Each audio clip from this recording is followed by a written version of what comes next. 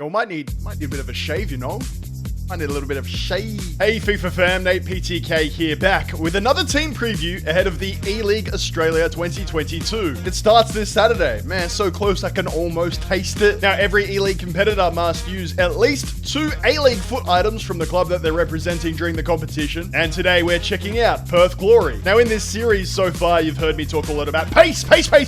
And straight up, for Perth Glory, there's just simply not a lot of it for them in their squad in FIFA 22. You'll know I don't mind going down to the bronze foot items to check out whether there's some speedy youngsters somewhere down there. But straight up, let's just say it, there's not a lot of speed in Perth Glory's team. So I'm going to have to backtrack a little bit from what I've said about pace being the first thing that I look at, go a little bit deeper, and come up with the 2 starters and 2 reserves if I was going to be a competitor for Perth Glory in the E-League this season. Substitute number 2 for Perth Glory, in my eyes, is Kosuke Ota. Now, I went and acquired a bunch of these Perth Glory foot items to test them out, as I've been doing in my foot champs. Credit to homie who does not look 34 years old, respect. But for whatever reason, this foot item just played a lot better than the stats that attributes might suggest. And I think one of the strong things about this foot item is that there's just nothing particularly weak. Now, I'm a positive guy, I like to talk about the strengths. I don't really focus on the weaknesses so much with these foot items. But if we do sort of flip that mentality for a moment and have a look, there's just no real outlying danger category. Like, the only thing about it is that it doesn't really finish in front of goal. And if you're using it as a left back, maybe even as a left wing back, you're not really looking for those positions to be your scoring players on the pitch. As always, fam, let me know in the comments if you disagree. But hey, substitute number 2 for me is Ota. All right, big moment of controversy here.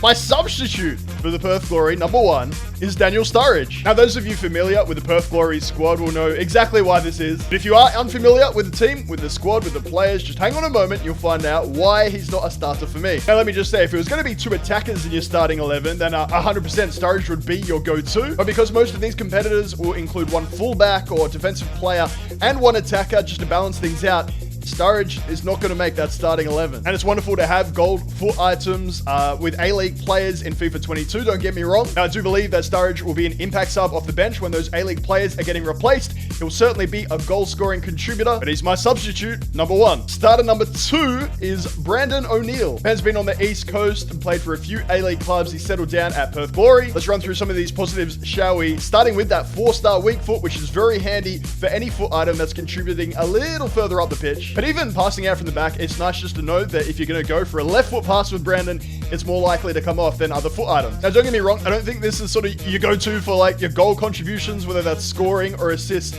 But check out some of these physicals. 87 jumping, 91 stam, some decent strength there too. You put this foot item, center mid, CDM, maybe even at a fullback, look, maybe even at a center back, depending on your formation.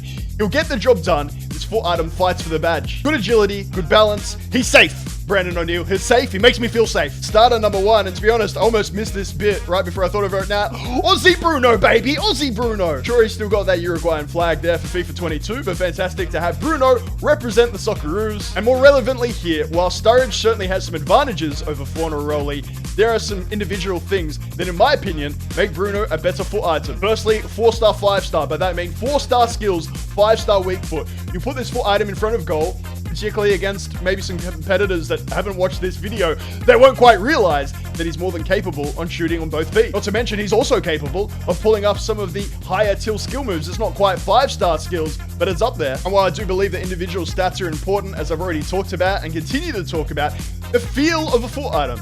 Y'all, I'm sure, have used foot items in FIFA Ultimate Team before, and they've got a high rating, high overall, maybe even good individual stats, and then you try to use them on the ball, and something just feels off. You're sweating your foot champs, like me, I've been there, and you know, you're trying to execute your skill moves, or just some basic dribbling, left stick dribbling, and your controller's, you know, being thrown in frustration, because you're like, why doesn't this foot item perform? Fam, it's why I really enjoy using the Australian and A-League foot items, because you find sort of gems in the rough, if you like. Let me tell you that even at the ripe old age of 33, and there's nothing wrong with that, Bruno, this is one of those foot items that you will guaranteed see make an impact in the E-League in 2022. But hey, those are just my thoughts. You know, cantankerous old commentator giving you my opinion. What about you? Have you used these foot items? Have you used Bruno? Do you understand what I'm talking about? Am I just a crazy, insane person?